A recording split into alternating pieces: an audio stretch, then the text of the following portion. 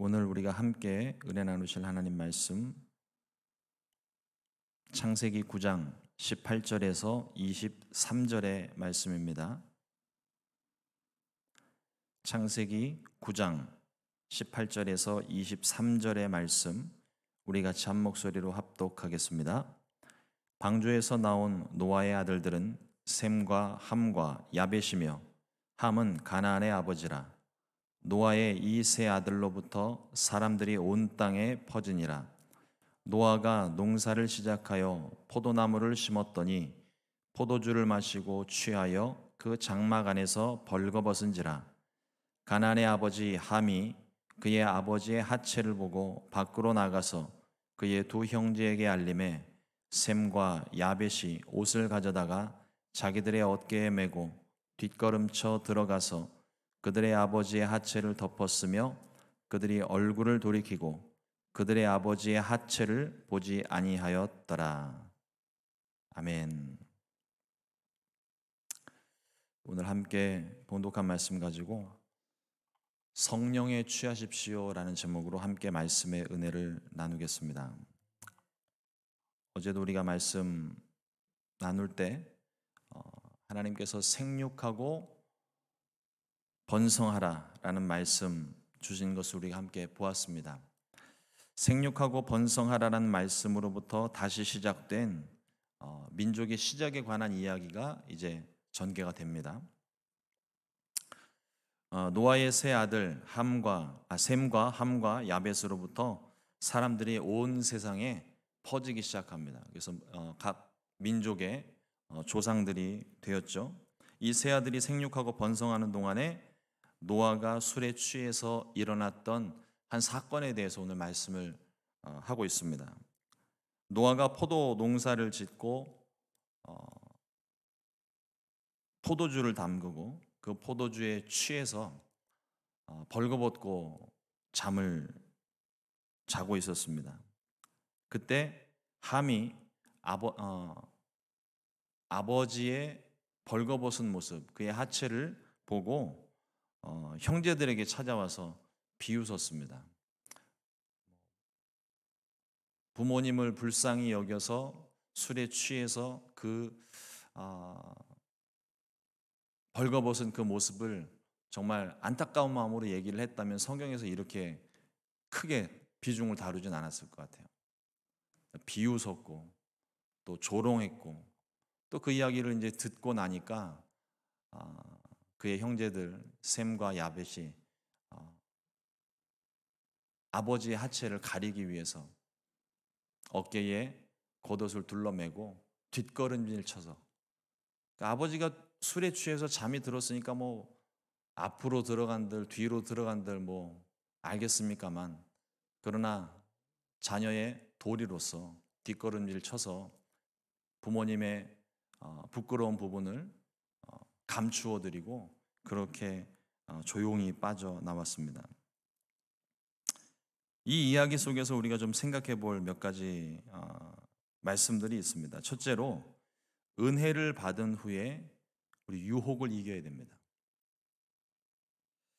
노아의 가족들은요, 온 인류의 심판 사건, 물로써 세상을 하나님이 심판하셨던 그 사건 속에서 구원함을 받은 유일한 생존자들입니다. 하나님의 큰 구원의 은혜를 경험했던 사람들이죠. 그러나 노아는 그 구원의 은혜를 받은 후에 방심을 했습니다. 아마도 구원의 은혜에 감격하고 또 1년 넘는 시간 동안 방주 안에서 갇혀 생활을 하다가 밖으로 나왔으니 얼마나 자유롭고 또 해방감이 넘쳤겠습니까? 그동안 하지 못했던 일을 다 한번 해보고 싶고 또 방주에서 나와서 포도 농사를 시작을 했는데 포도주를 담그고 술에 취했다는 걸로 봐서는 아마 결실이 풍성했던 것 같아요. 그러니까 그 풍성한 수확에 대한 기쁨에 취해서 포도주를 마시고 취한 것도 있겠지만 기쁨에 취해서 조금 방종한 모습, 너무 자유로운 모습, 그냥 다 모든 긴장이 풀어져 있는 어떤 그런 모습들을 우리가 생각을 해볼 수 있습니다. 우리가 예배를 드리고 또 말씀을 보고 기도를 하던 중에 하나님의 은혜를 크게 경험하는 때가 있습니다. 또 과거 같으면 저 어렸을 때만 하더라도 성령 대망의 수련회 가가지고 성령 대망회 같은 걸 이렇게 하고 할 때면 마음에 막 준비를 하잖아요. 내가 올해는 반드시 성령을 받고야 말리라. 안 받으면 죽으리라. 뭐 이런 각오를 가지고 수련회에 참석을 해서 그 성령 받고 은혜를 받고 난 다음에 기쁨으로 막 이렇게 기도를 해서 내려왔던 그런 기억들이 있는데요. 은혜를 받은 후에, 성령을 받은 후에 유혹이 가장 심하다는 것을 우리가 알아야 됩니다. 성령 받고 은혜 받으면 세상을 그냥 다 호령할 수 있는 그런 자신감이 충만한 상태예요. 근데 그때가 가장 강한 때이면서도 가장 위험한 때입니다. 본인의 어떤 자만심, 또 얼마든지 유혹이 와도 세상을 이길 것 같은 그런 어떤 충만한 상태, 그 어떤 유혹이 다가와도 난 이길 수 있다라는 지나친 자만심 혹은 유혹에 대한 무방비 상태, 그리고 우리가 신앙생활하면서 가장 조심해야 되는 것 중에 하나, 이 정도쯤이야 라는 생각, 뭐 이 정도쯤이야 뭐 괜찮겠지라고 하는 그 생각. 여러 가지 이유들이 있었겠지만 결과적으로 원수 마귀의 유혹이 가장 심할 때가 은혜 받은 직후라는 거예요.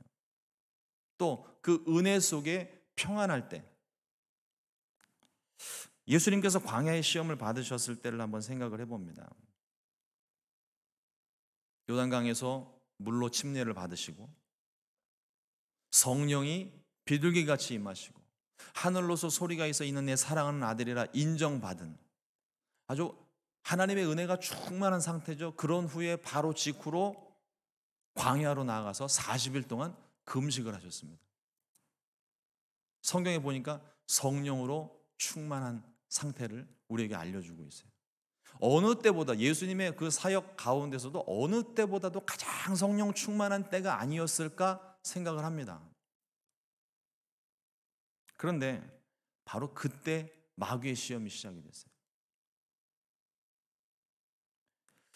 제가 이 본문을 항상 생각을 할 때마다 드는 생각이 뭐냐면, 이 마귀가 미치지 않고서야, 간이 배 밖으로 나오지 않고서야 감히 예수님을 상대로 유혹을 한다? 더군다나 가장 성령 충만하셨을 때 그때 유혹을 했다는 거예요. 미치지 않고서는 이런 일을 할 수 없을 겁니다.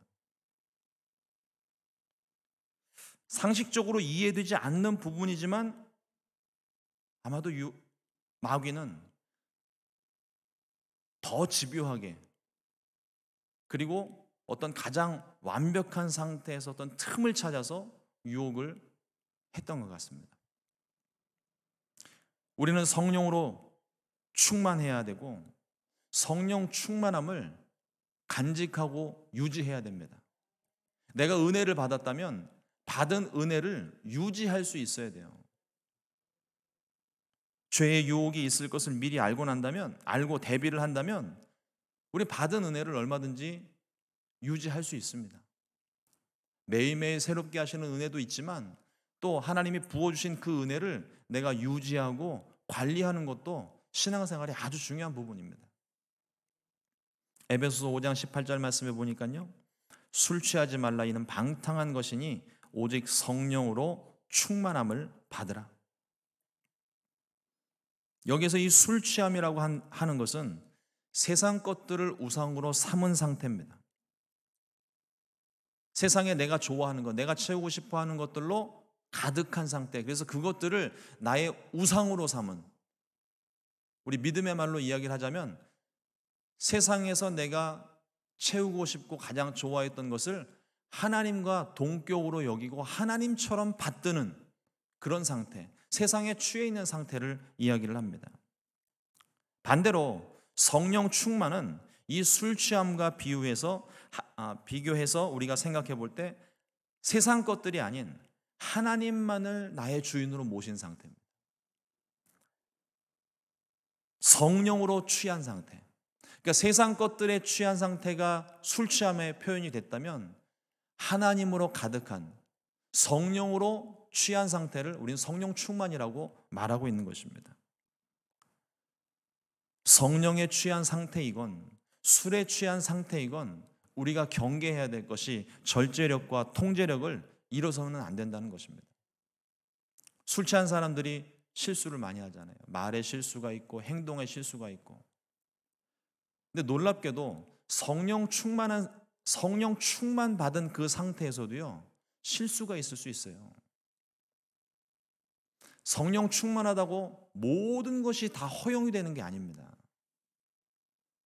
성경은 분명하게 말하기를 이 성령의 열매에 대해서 말하고 있는데 강조되고 있는 것 중에 하나가 절제력입니다. 절제의 열매.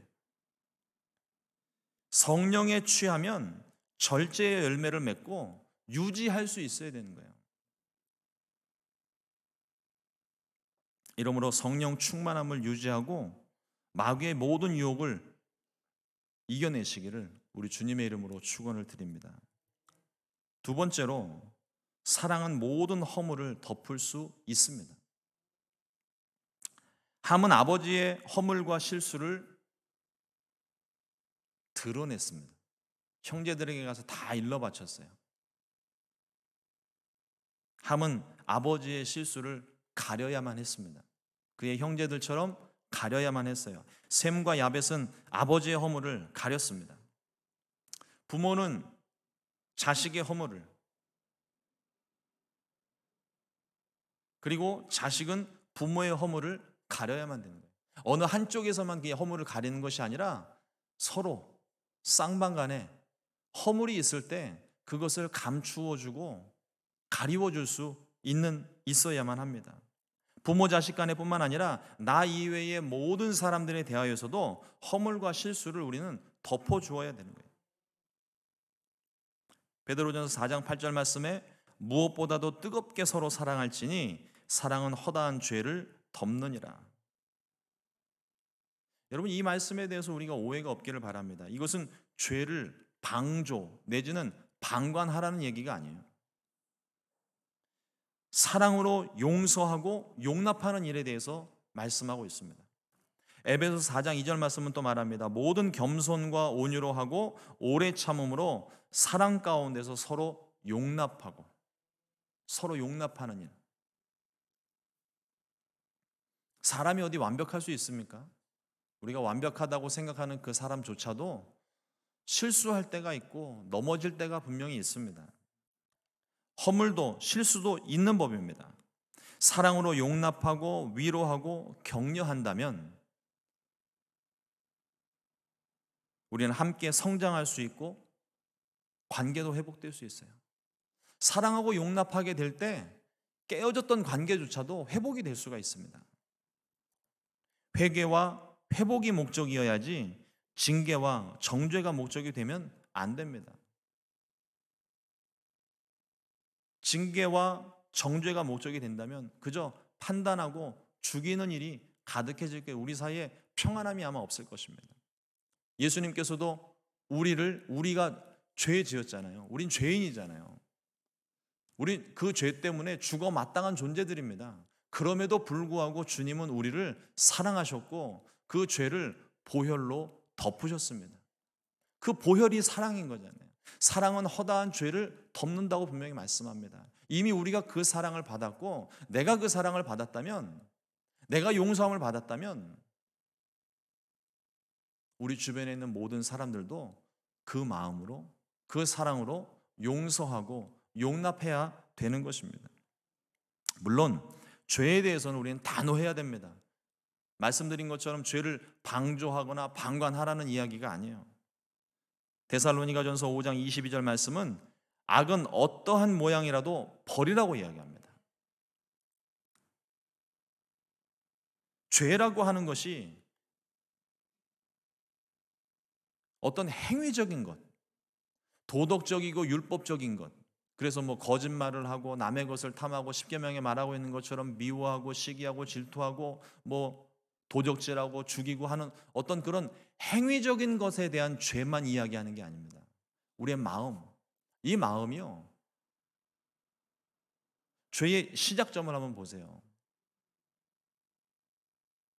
사람들이 하와가 뱀의 유혹을 받고 동산 중앙에 있는 나무의 실과를 먹었습니다. 그때 뭐라고 유혹을 했냐면 너희 눈이 밝아져 하나님과 같이 되리라.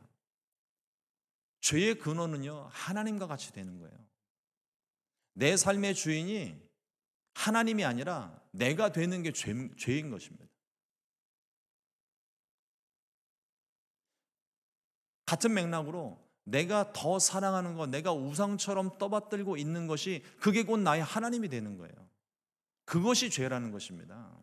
내 몸이 내 것이라고 생각하니까, 하나님의 것이라고 생각하지 않으니까, 내 것이라고 생각을 하니까 내가 하고 싶은 대로 막 행동하고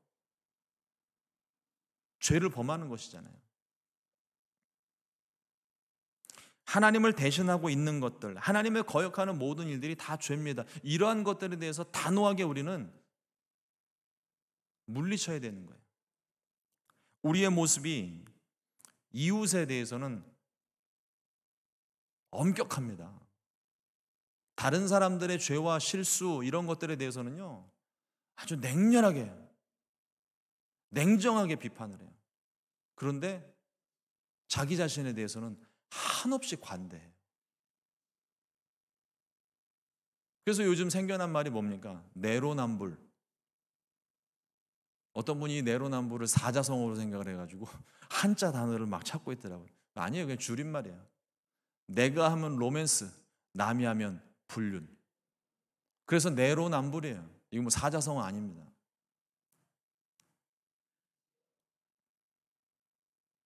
우리 자신에 대해서, 이웃에 대해서는 냉정하고 우리 자신에 대해서, 나 자신에 대해서는 한없이 관대한 이 모습이 아니에요. 그게 아니에요. 반대가 돼야 됩니다. 오히려 반대가 돼야 되는 거예요. 내 자신에 대해서 엄격해야 돼요. 그러나 이웃에 대해서는 관대해야 됩니다. 용납해 줘야 돼요. 물론 죄 짓는 일에 대해서는 우리가 엄격하게 금지하고 권면하고 해야 되겠지만, 그러나 그 적용의 기준이 먼저 내 자신에게, 예수님께서 말씀하신 것처럼 내 눈에 있는 티는 보지도 못하면서, 들보는 보지도 못하면서 남에게 있는 티끌을 가지고 비난한다고 말씀합니다. 자신에 대해서 엄격해야 됩니다. 그리고 이웃에 대해서는 한없이 사랑하고 용납해 줄 수 있어야 돼요. 예수님이 그런 삶을 사셨습니다. 자신에 대해서는요, 예수님 철저하셨습니다. 아주 완벽하리만큼 자신에 대해서, 하나님과 자신의 그 관계에 대해서 예수님은 철저하셨어요. 그러나 가룟 유다에 대해서는 한없이 사랑을 베풀어 주셨습니다. 가룟 유다가 예수님을 팔아 넘길 것이라는 것을 예수님 아시면서도 그 성경 말씀에 요한복음 13장 1절 말씀을 보면은요, 자기 사람을 사랑하시되 끝까지 사랑하셨다. 거기 가룟 유다가 포함이 되어 있습니다. 돌이키기를 기다리시는 마음이거든요. 회개하고 돌아서기를 기다리시는 마음으로 하나님이 그 부분에 대해서 말씀하고는 있지만 그러나 기다려주고 참고 끝까지 사랑하셨던 모습이었습니다. 또 자기를 십자가에 못 박는 사람들을 바라보면서 하늘로 하나님께 기도하십니다. 아버지여, 저들의 죄를 용서하여 주옵소서. 저들이 하는 일을 알지 못합니다.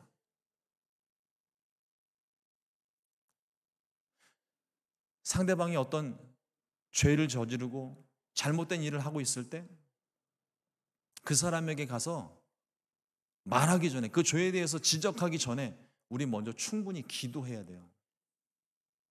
기도하고 주님의 마음으로 찾아가서 권면하고 바로 세울 수 있는 그 주님의 마음으로, 주님의 마음이 그 사람의 죄를 징계하고 심판받아 멸망시키는 것이 주님의 목적이 아니라고요.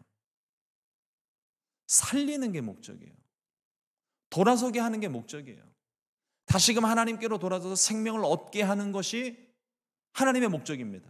그렇다면 우리도 그렇게 해야 되지 않을까요?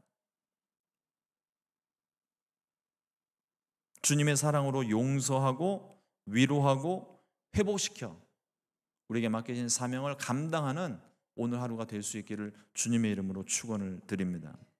세 번째로 노아에 대해서 한 가지 더 우리가 좀 생각해 볼 것이, 혼자 있을 때 자신을 더욱더 지켜야만 합니다. 자기 자신에 대해서 엄격해야 된다는 말씀과 같은 맥락인데, 혼자 있을 때 빌 하이베스 목사님의 책을 보면은 아무도 보는 이가 없을 때 당신은 누구입니까? 라는 책이 있죠. 누가 보건 보지 않건 저와 여러분들은 그리스도인이어야 됩니다. 남이 볼 때는 그리스도인인데 남이 보지 않을 때는 안 그리스도인인 것처럼, 그렇게 우리 생각하고 너무 편안하게 살고 있지는 않은가요?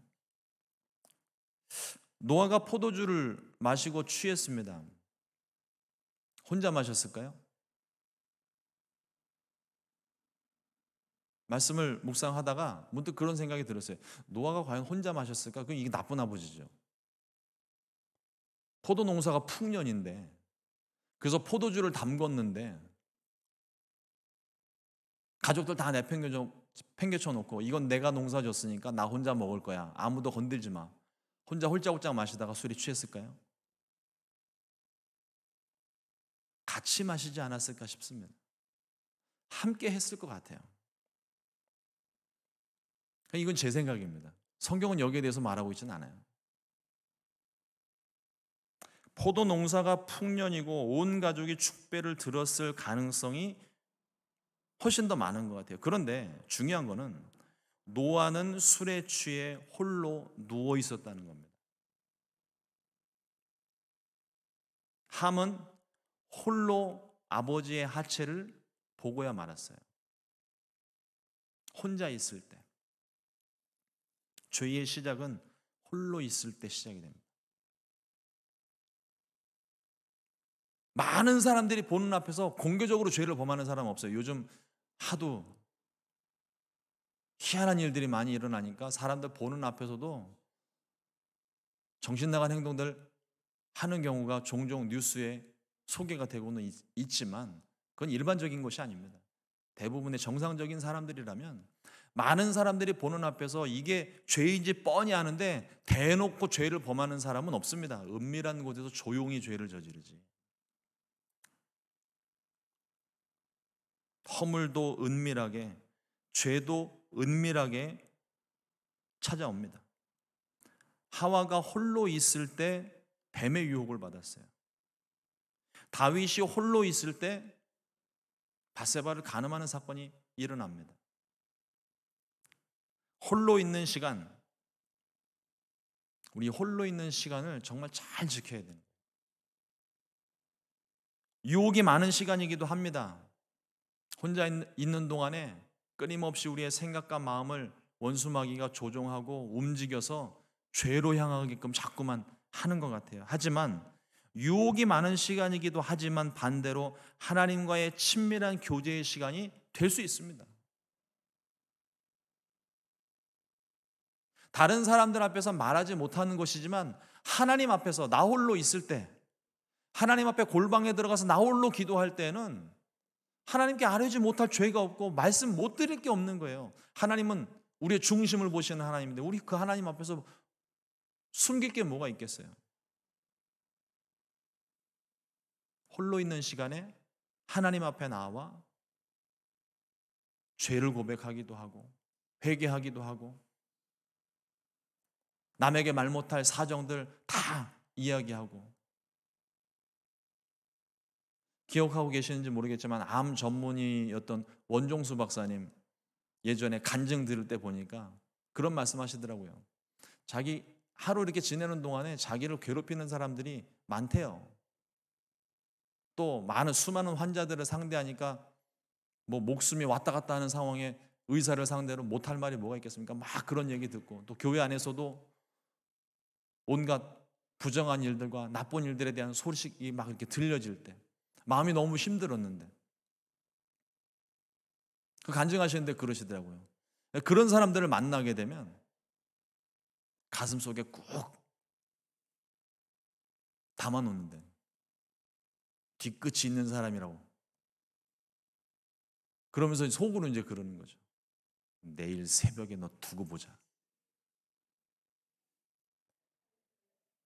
새벽 시간에 나와서 아무도 없는 시간에 새벽 시간에 홀로 나와가지고 하나님 앞에 다 미주알 고주알 다 일러 바치는 거예요.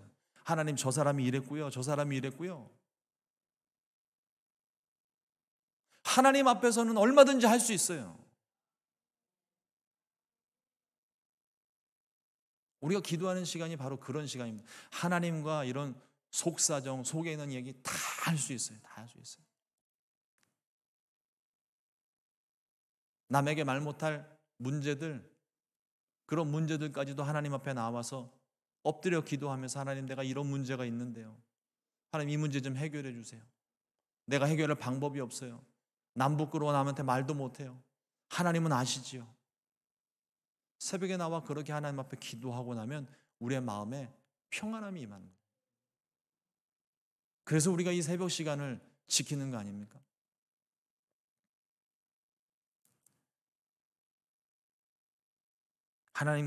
홀로 있는 시간, 하나님과 친밀한 교제의 시간을 갖는 것이야말로 우리가 홀로 있는 시간, 유혹을 이기는 방법이기도 합니다.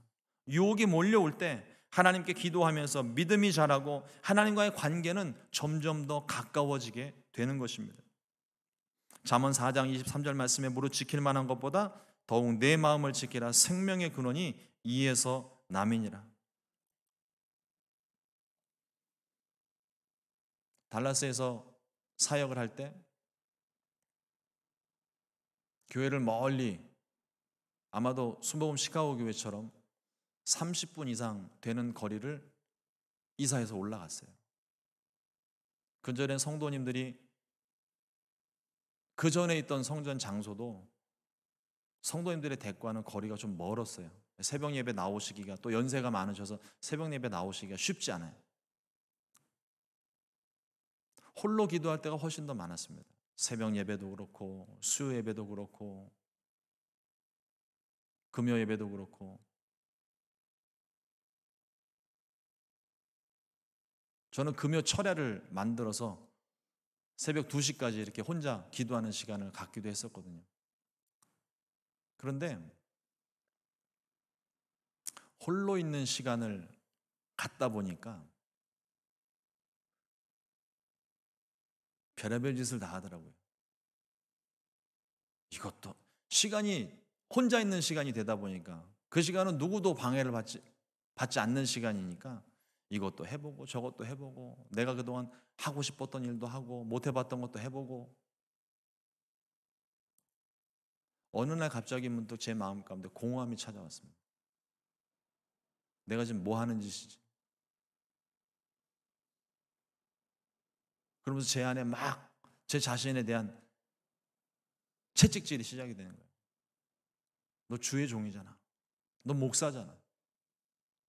목사가 그래도 돼? 그게 막 너무 힘들더라고요. 하나님이 제 안에 그런 말씀을 주신 것 같아요. 그래서 깨닫고 하나님께 드려진 시간만큼, 약속된 시간만큼은 철저하게 지키자.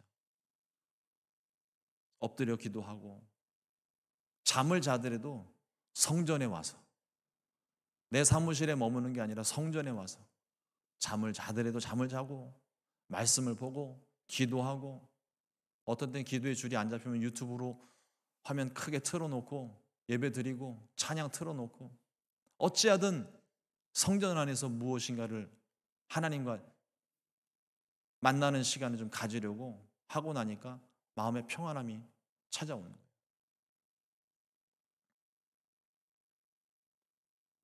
내가 죄를 짓는 중이라도, 우리가 이것을 기억해야 됩니다. 내가 죄를 짓는 중이라도 하나님이 우리와 함께 하세요.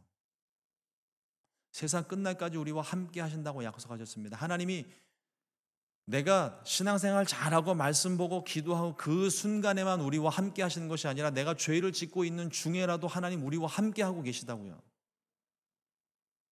그런데 내가 죄를 짓고 있는 중에 나와 함께 하실 때는 하나님이 안타까운 마음으로 우리를 보시는 거예요. 우리 옆에 계십니다. 그러면서 계속 우리의 마음에 생각에 자꾸 하나님이 말씀을 주시는 거예요. 깨닫고 돌아서라. 깨닫고 돌아서라. 주님이 우리를 그렇게 기다리고 계시는 거예요. 홀로 있을 때건 많은 사람들 중에 있을 때건 하나님을 의식할 수 있는 신앙의 훈련이 필요합니다. 오늘 하루 수많은 일들이 또 우리 앞에 펼쳐지겠죠. 예상치 못했던 일들이 또 나타나겠죠. 그러나 그 속에서 하나님을 찾고 하나님을 생각할 수 있는 오늘 하루가 될 수 있기를 주님의 이름으로 축원을 드립니다. 기도하겠습니다. 하나님, 오늘도 말씀을 통하여서 우리 안에 하나님이 주시는 생각과 그 마음, 말씀들 우리가 마음속에 새깁니다. 홀로 있을 때, 또 은혜 받고 내가 자만할 때 끊임없이 우리를 삼키고 도적질하고 죽이려는 원수마귀의 유혹이 있습니다. 성령으로 충만케 해주셔서 모든 죄의 유혹을 민감하게 분별할 수 있게 해주시고 성령 충만함으로 모든 유혹을 넉넉히 이겨낼 수 있도록 도와주시옵소서. 주의 말씀을 우리 안에 심어주셔서 그 말씀으로 승리할 수 있게 도와주시고 하나님, 오늘 하루도 주님께 맡기고 나아갑니다. 하나님만이 나의 하나님이시고 나는 할 수 없으나 하나님은 위대하신 능력을 가지신 분이십니다. 하나님만 영광 받으시고 오늘 하루 주와 동행하는 귀한 하루, 또 모든 상황 속에서 주님을 의식하고 생각할 수 있는, 찾을 수 있는 귀한 한 날 될 수 있도록 인도하여 주시옵소서. 감사하고 이 모든 말씀 예수님 이름으로 기도드렸습니다. 아멘. 주님